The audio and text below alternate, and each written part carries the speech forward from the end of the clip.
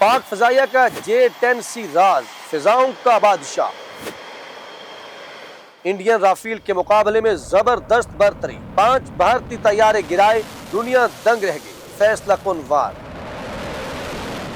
ناظرین، 7 مئی کی رات ٹھیک 12:30 پر خطے کی فضا اچانک کشیدہ ہو جاتی ہے جب دشمن گھات لگا کر پاکستان پر حملے کی ناکام کوشش کرتا ہے۔ اسرائیلی ساختہ سینکڑوں ڈرونز پاکستان کی فضائی حدود میں داخل ہوتے ہیں اور ساتھ ہی جدید رافیل طیارے فضا میں آ کر JF-17 تھنڈر کو نشانہ بنانے کی کوشش کرتے ہیں۔ یہ وہ لمحہ تھا جب حالات ایک نازک موڑ پر کھڑے تھے، لیکن اسی وقت منظرنامہ بدل جاتا ہے اور فضا میں انٹری ہوتی ہے J-10C، جو دوست ملک چین کی جانب سے پاکستان کو دیا گیا ایک ایسا جدید لڑاکا طیارہ ہے جس کے لیے بھارت ذہنی طور پر تیار نہیں تھا۔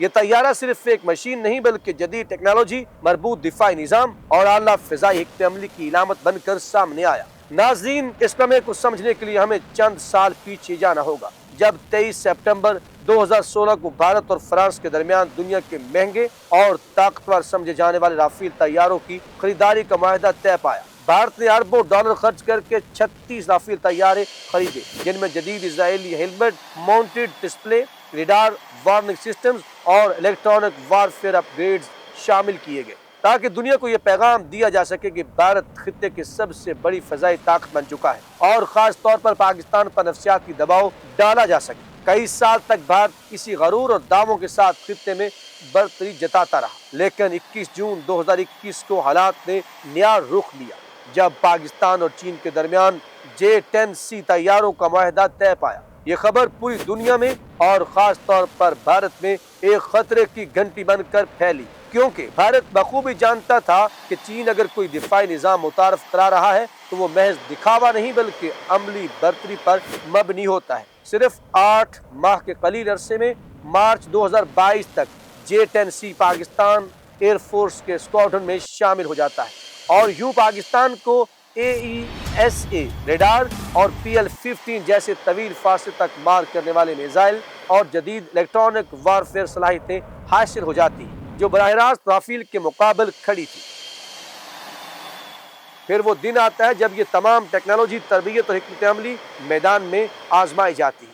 7 مئی کی اس کارروائی میں J-10C نے یعنی بیانڈ ویژول رینج میں برتری حاصل کرتے ہوئے 3 رافیل، ایک MiG-29 اور ایک Su-30 مکائی سمیت 5 طیاروں کو نشانہ بنایا۔ یہ کوئی قریبی ڈاگ فائٹ نہیں تھی بلکہ جدید فضائی جنگ کا وہ انداز تھا جہاں دشمن کو یہ بھی معلوم نہ ہو پاتا کہ وہ کب اور کہاں لاک ہو چکا ہے۔ PL-15 میزائل کی طویل رینج، ایکٹیو ریڈار سیکر اور اینٹی جیمنگ صلاحیت نے دشمن کو رد عمل کا موقع ہی نہیں دیا، جبکہ فضائی نگرانی اور کنٹرول سسٹم نے صورتحال پر مکمل گرفت قائم رکھی۔ اس واقعے کو بین الاقوامی میڈیا نے بھی رپورٹ کیا، جس کے بعد دنیا بھر میں جدید فضائی جنگ کے اصولوں پر نئی بحث شروع ہو گئی۔ ناظرین، اس کامیابی کا سہرا صرف J-10C جیسے جدید طیارے کے سر نہیں جاتا بلکہ پاکستان اور ایئر فورس کے ماہر اور تربیت یافتہ شاہینوں کو جاتا ہے جنہوں نے ٹیکنالوجی کو درست وقت پر درست حکمت عملی کے ساتھ استعمال کیا۔ یہ واقعہ ایک واضح پیغام ہے کہ جدید جنگ میں صرف مہنگے ہتھیار کافی نہیں ہوتے بلکہ اصل فرق پیشہ ورانہ مہارت، ذہانت